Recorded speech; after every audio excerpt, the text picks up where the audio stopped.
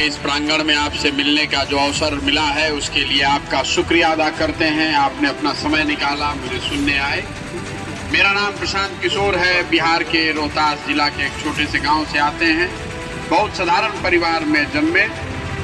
मेरे दादा बैलगाड़ी चलाते थे, पिताजी सरकारी चिकित्सक थे।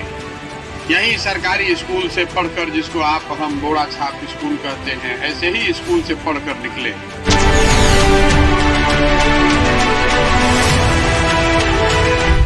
पढ़ाई लिखाई खत्म हुई, सरस्वती की कृपा रही है, भक्त माता पिता का आशीर्वाद रहा है। संयुक्त राष्ट्र संघ में जाकर काम किया 10 बरस तक। पहले 3 साल भारत में थे, उसके बाद अमेरिका में रहते थे, फिर 4-5 साल अफ्रीका में काम किया।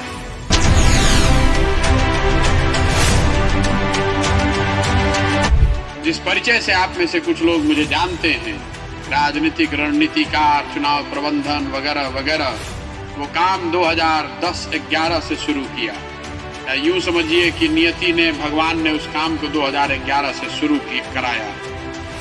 मेरे और मेरे परिवार में कोई भी किसी का राजनीति से कोई लेना देना नहीं रहा। कभी जीवन में हमने नहीं सोचा था कि मेरा राजनीति से कोई रास्ता हो सकता है। मैं 2010-11 में मोदी जी से मिला।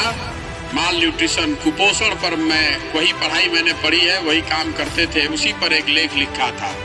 उसी के संबंध में मोदी जी से मुलाकात हुई और काम करने में गुजरात आया कुपोषण पर। लेकिन नियति को देखिए, जो ऊपर वाले को मंजूर है।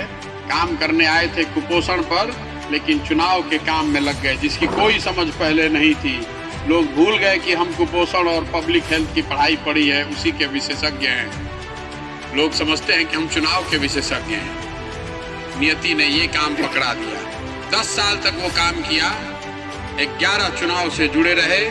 2014 का लोकसभा का चुनाव और उसके बाद अलग अलग 10 राज्यों में विधानसभाओं के चुनाव को अगर आप देख लें तो एक यूपी का 17 का चुनाव छोड़ दें तो कोई भी चुनाव जिसमें हाथ डाला वो चुनाव हारे नहीं।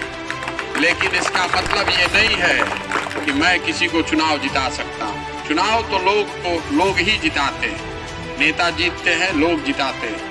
हम लोग जैसे उस पूरे प्रयास में हम लोग जो हैं उस प्रयास में अपना कंधा लगा सकते हैं।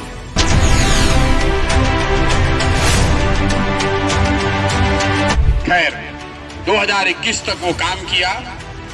बंगाल के रिजल्ट आए 2021 में। उस दिन मैंने पब्लिकली ये घोषणा की है कि अब जीवन में कभी किसी भी दल, किसी भी नेता का काम नहीं करेंगे।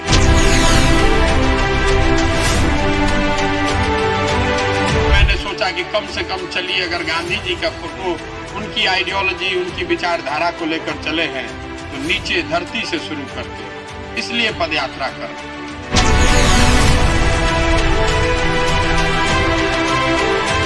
कुछ लोग बता रहा है कि पदयात्रा काहे कर रहे हैं, गाड़ी से चलते तो ज्यादा जगह देख लेते। हम आपको बता रहे हैं कि पदयात्रा क्यों कर रहे हैं। पदयात्रा का बड़ा फायदा है।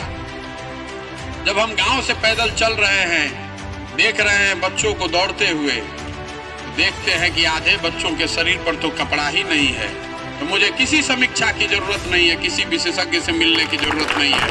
देखते हैं तो पता चल गया कि भाई यहाँ गरीबी बहुत है। जब गांव से निकलते हैं, देखते हैं कि खुले में शौच दोनों ओर भरा पड़ा हुआ है।